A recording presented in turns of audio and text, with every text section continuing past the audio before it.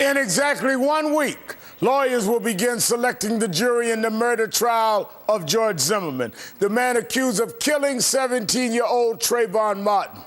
Mr. Zimmerman has pleaded not guilty and claims he shot Trayvon Martin in self-defense. Now Zimmerman's attorney, Mark O'Mara, is admitting to a mistake about what he hoped might be part of his case.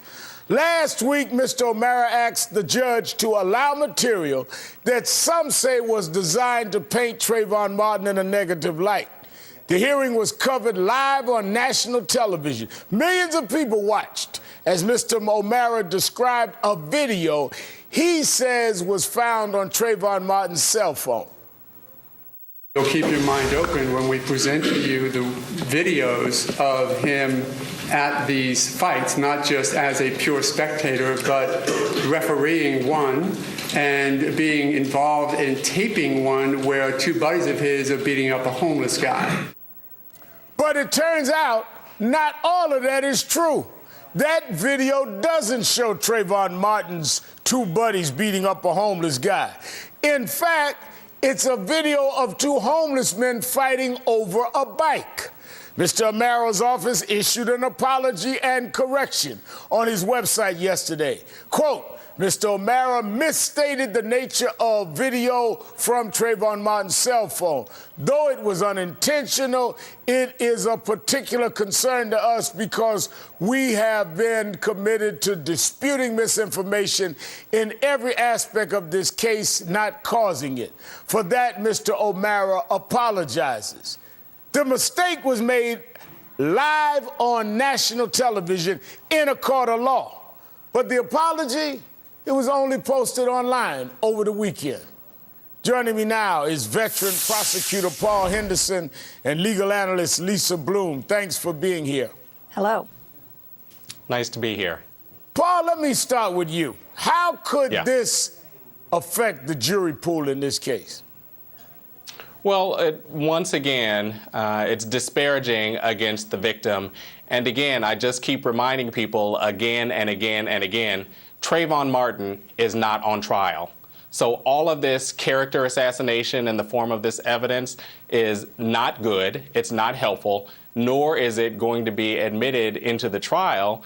And what we don't want is for this to taint the jury pool and for the public to hear and see all of this information that, in this case in particular, isn't even true, to try and paint the victim in a negative light. And so that's the harm that's being done. That's the challenge. Now, when you look at the fact, Lisa, that Mr. O'Mara makes this statement, live television, knows that millions are watching, and then he apologizes over the weekend online.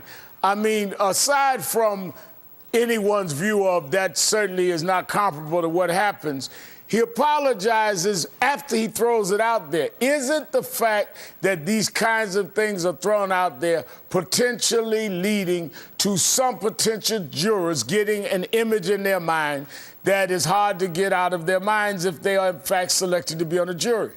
Reverend Al, I'm glad you're broadcasting the apology on national TV so that people can hear about it, but I'm really not concerned. You know, in my informal poll of a bunch of people in the news business, exactly 0 had heard about this video. I think most people have not heard about it. Those of us who are in the media, who analyze it every day, we know about it. By the time trial comes around, I can guarantee you these jurors are going to analyze the evidence. I've tried and analyzed hundreds of cases in my legal career, and not once has the jury ever come back and said, we reached this decision because of something we heard about on cable TV 2 months ago. It's just not the way it works. Jurors rise to the occasion. They decide the case based on the evidence, and I think that's what's going to happen here. But, Lisa, one of the reasons that I raised it and took note is there was a headline in the Orlando Sentinel, which is the major newspaper in that area where the jury will be selected from, saying that he, in fact, had a video of Trayvon Martin filming two of his buddies beating up a homeless man. That was a headline in the paper there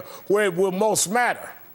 So here's the good news for the court system and the bad news for the media. Jurors are more distrustful of the media than they are of lawyers. Jurors know that the media sometimes gets things wrong, and they are not going to rely on something that they read in the newspaper. You know, this is going to be a complicated, difficult trial, I think. It's a self-defense case, and it's true that Trayvon Martin is not on trial, but every little action that happened during that incident that was witnessed, eye-witnessed and ear-witnessed by a number of people is going to be poured over by this jury. And that's what's going to be determinative at this trial, not whether there's a video on Trayvon Martin's phone, and if there was, what it depicted. Paul, here's something that Mara was saying in the days ahead of evidence hearing. Look at this. If they go into Trayvon's past, Trayvon is peaceful, I might be able to say Trayvon is aggressive. We have the one eyewitness who says that George is on the bottom getting pummeled, sort of MMA style. Trayvon was 17 years old, and it seems that from the text messages that he involved himself in some street fighting. If we're talking about who Trayvon Martin was that night, if that becomes relevant according to how the state presents it, then the idea that this is a person who's familiar with fighting, familiar with getting on top of somebody, and other text that was there, I think that's very relevant. Paul, you've been a prosecutor. Prosecute this. He is on this campaign clearly to paint a certain picture. Lisa says it won't matter to the jurors, but maybe it will. It may, and we have to look at what the source is. And so while the public is absolutely aware that the media is one source of information, if we peel the onion back and look, well, what is the actual source of this information? The source of this information and its misinformation is coming from the defense team. Right? So these are statements that are being made in court, and you hear him talking about Trayvon Martin being aggressive. You hear him talking about Trayvon Martin being associated with fighting. And all of that information is not necessarily going to come into the trial, and instead it's being distributed into the media and into the public knowledge. And so this is where the jury is going to come from. So they're seeing this information, and they know it's not just coming from a random article or a random television program. It's actually coming from the defense team, and that's what's troubling. And this is exactly why we have the prosecution asking for a gag order again and again and again. And this new incident, I think, is going to give them more credibility in asking for a gag order, because now we have the defense team saying they are sending out misinformation that I believe they knew or should have known before they made those statements in court. I really don't understand how a defense attorney is introducing evidence that he has not personally reviewed in a case that's as important as this, that specifically just speaks to these standard and tired old prejudice and stereotype perspectives that we have associated with victims.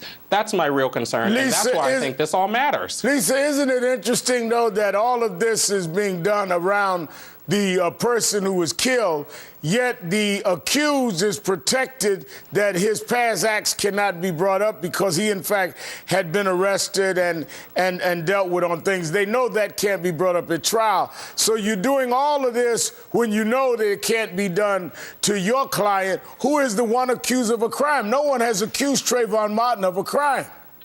You put your finger on really the third rail, most sensitive issue in the case, and that is that George Zimmerman, like all of us, has certain constitutional rights, and they're not going to bring up his prior bad acts unless they are directly relevant to something at trial. And so far, I'm not seeing that. And you're right. Trayvon Martin, who is the victim, who is deceased, who was an unarmed young man, a minor, and who is now deceased and can't speak for himself, is going to be trashed to some extent at trial because it's a self-defense case, and that's what happens in a self-defense case. But I think we all need to steel ourselves for that. That's the way it's going to go down. It doesn't mean that there's not going to be a conviction in this case. I mean, that's what the jury's going to have to decide. Well, Lisa Bloom and Paul Henderson, I'm going to have to leave it there. We are going to have to steel ourselves, but it doesn't mean we'd have to be quiet while we're steeling ourselves. We're going to discuss all sides of this all the way through this. Thank you both for your time tonight. Thank you. And full disclosure, in civil court, George Zimmerman has sued NBC Universal for defamation, and the company has strongly denied his allegations.